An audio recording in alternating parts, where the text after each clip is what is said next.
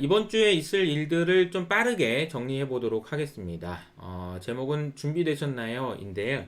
여기 안에 들어갈 문구는 주식을 살 준비 되셨나요? 이런 이야기라고 보시면 되겠습니다. 일정을 보면은 제일 중요하다고 생각하는 일정 하나만 설명드릴게요. 여기 보시는 것처럼 바이든의 해외 순방 시작이 수요일 날 예정되어 있습니다. 이것이 왜 중요하냐면요. 바이든이 워싱턴에 월요일과 화요일만 있을 예정이기 때문에 이 날 중에 부채 한도 협상이 완료되지 않으면 시장이 걱정이 더 커질 수 있기 때문입니다. 또 한 가지 중요한 일정은 파월 의장과 버냉키 토론이 금요일 날 있을 예정이다 라는 것도 중요한 일정이겠네요. 지난주에 있었던 일들 중에서 인상적이었던 것들 몇 가지만 정리해 드리자면, 우선은 졸탄이 이제 크레딧 스위스를 진짜 떠난 것 같다 라는 이야기가 나왔습니다. 그리고 마지막으로 떠나는 길에 한 말씀만 해주세요 라고 얘기하니까 이렇게 이야기를 했는데요. 트레이더들이 기대하는 것보다 글로벌 금리는 좀 더 오를 수 있다 라는 이야기를 해주셨습니다. 마지막으로 하고 싶은 말 없어요 라고 했을 때 금리가 더 오를 수 있다 라는 이야기를 지적했다라는 것이 좀 의미심장하지 않나 라는 생각이 들고요.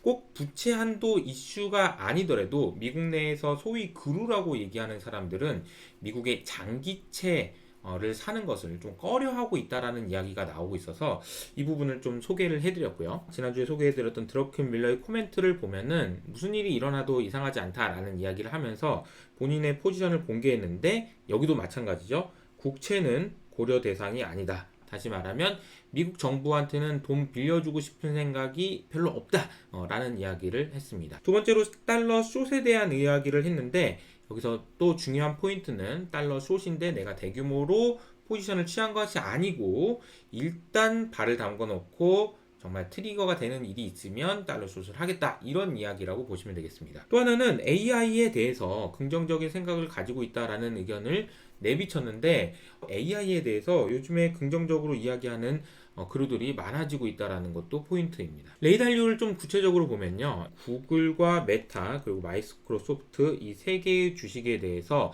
거의 2.5%에 가까운 주식 비중 확대를 했다라는 것이 상당히 인상적이었고요. 물론 이 기준이 3월 31일이기 때문에 지금 시간이 이미 많이 지났잖아요. 그래서 아마 레이달료가 이렇게 해서 돈을 벌었겠구나 라는 걸 생각할 수는 있지만, 지금 상황에서 이렇게 하는 것이 맞다 라는 것을 개런티하는 건 아니라는 거 여러분 잘 아시죠? 지난주에 있었던 일들 중에서 뭐니뭐니 제일 중요한 것은 미국의 소비자 물가가 4%대에 진입했다라는 사실이겠죠? 4.9%를 기록하면서 이젠 더 낮아질 수 있다라는 기대감들이 생기고 있는데요. 구체적으로 보면은 YOY 기준으로 이 녹색을 보면은 에너지거든요. 1년 전부터 계속해서 플러스의 영향을 주던 에너지가 이제 2달 연속으로 지금 마이너스 영향을 주고 있다라는 것이 특징이고, 또 한 가지 소위 내구재라고 할 수 있는 이 빨간색 표시도 이제 거의 줄어들었다라는 것도 특징인 것 같습니다. 물가에 대해서 긍정적으로 볼 수 있는 포인트 중에 마지막은 파란색으로 표시되어 있는 주거비가 되겠는데요. 이 주거비가 내려올 거라는 것이 거의 확실한 상황이기 때문에 지금부터는 내려갈 일만 남았다라는 의견들이 나올 수 있는 것 같습니다. 그런데 제가 자주 보여드리는 것처럼 미국의 물가는 6월 달까지는 역기조효과 때문에 어떤 경우라도 낮아질 가능성이 높은데, 중요한 거는 MOM, 즉 전월 대비로는 물가가 어떻게 될 것 같은지에 따라서 YOY 물가의 궤적이 달라진다는 것이 특징입니다. 자, 이런 식의 흐름이 나타날 것인지 아니면 이런 식의 흐름이 나타날 것인지에 따라서 시장의 궤적이 굉장히 크게 달라질 수 있기 때문에 MOM 기준으로 몇 퍼센트 상승하느냐가 중요할 것 같은데요. 자, 이 그림에서 보시는 것처럼 전월 대비로는 물가가 어떻게 움직이느냐를 봤을 때 녹색이죠? 에너지가 과거에는 전월 대비로 계속해서 낮아지다가 이번에는 더 이상 전월 대비로는 낮아지지 않고 있다라는 것이 특징인 것 같습니다. 오히려 조금 올랐죠?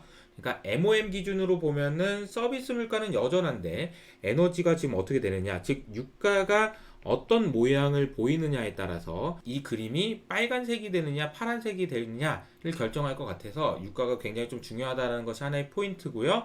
0.3% 정도 MOM으로 상승한다면 물가 걱정을 조금 할 수도 있는 상황이라서 이 MOM 기준으로 물가가 어떻게 되는지를 특히나 6월 이후로 여름 내는 잘 지켜봐야 될 것 같다는 생각이 듭니다. 다이먼 회장님이 전시 상황을 언급하면서까지 부채 한도에 대한 걱정을 내비쳤는데요. 수요일 날이 중요한 이유는 바이든과 상원, 하원이 모두 같이 있는 날이 17일까지이기 때문입니다. 17일 날 바이든이 해외 순방을 가버리기 때문에 이날부터 바이든, 상원, 하원이 모두 만날 수 있는 날이 아이고 이거 보니까 없어요. 그래서 17일까지는 꼭 합의가 이루어져야 될 것 같고요.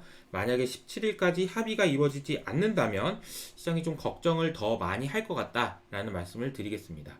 그런 일은 없어야겠지만요. 제 생각을 말씀드리면 부채 한도는 다 차면 그냥 올리는 거라고 저는 생각을 하고 있어서 부채 한도가 문제가 될 가능성이 그렇게까지 높진 않다고 생각을 합니다.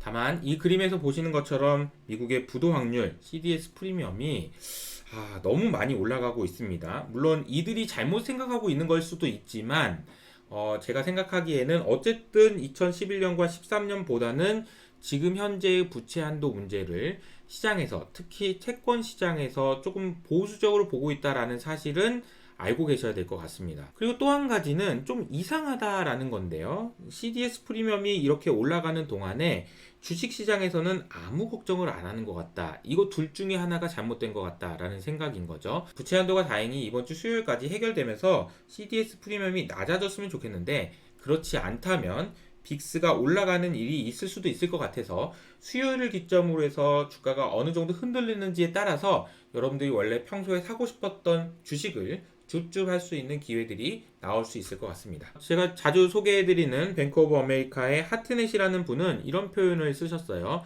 최근에 가장 좋은 매크로 트레이딩은 매크로 트레이딩을 안 하는 거다 라는 아주 좋은 조언을 해주신 것 같은데 지금은 매크로 트레이딩을 한다는 게 뭘까요?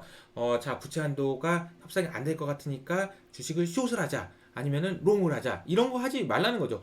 어떻게 될지 누가 알겠습니까? 지금 수요일을 기준으로 중요한 이벤트가 있다라는 사실 정도만 여러분들이 알아두시고 그리고 나서 상황에 따라서 대처를 하시는 것이 좋지 않을까 생각이 듭니다. 개인적으로 김작가 TV에 지난주에 나갔는데 처음에 썸네일 제목이 2008년 금융위기 같은 기회가 곧 온다라고 이렇게 해주셔가지고 물론 이게 이렇게 하면은 조회수는 더 많이 나올 것 같은데 제 생각은 이건 아니에요 라고 해가지고 썸네일이 좀 바뀌긴 했거든요. 제가 이렇게까지 생각하는 건 아니고요. 저의 생각을 좀 정리해서 말씀을 드리면 경기 침체는 올 가능성이 높다라고 생각합니다. 여러 가지 이유를 설명을 드렸었고요.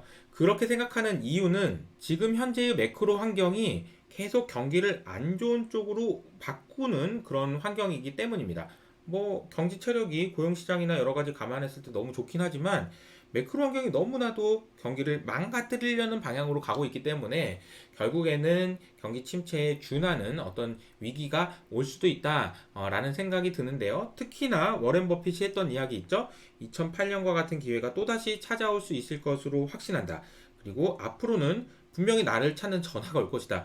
이런 표현을 했다라는 것은 워렌 버핏 입장에서는 올해 하반기가 아니고 내년에 와도 상관이 없는 거거든요. 이분은 시간적 여유가 돈적인 여유가 굉장히 많으니까요.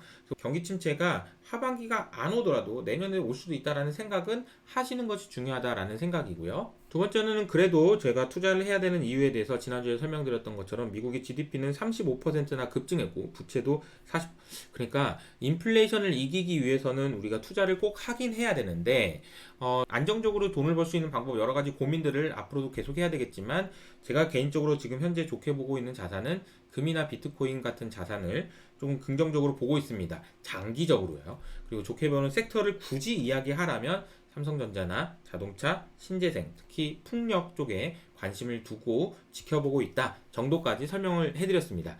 자세한 영상을 확인하고 싶으시면 밑에 있는 댓글에 영상을 확인해 보시면 좋을 것 같고요. 저는 여기서 인사드리도록 하겠습니다. 한 주 동안 성공 투자하세요.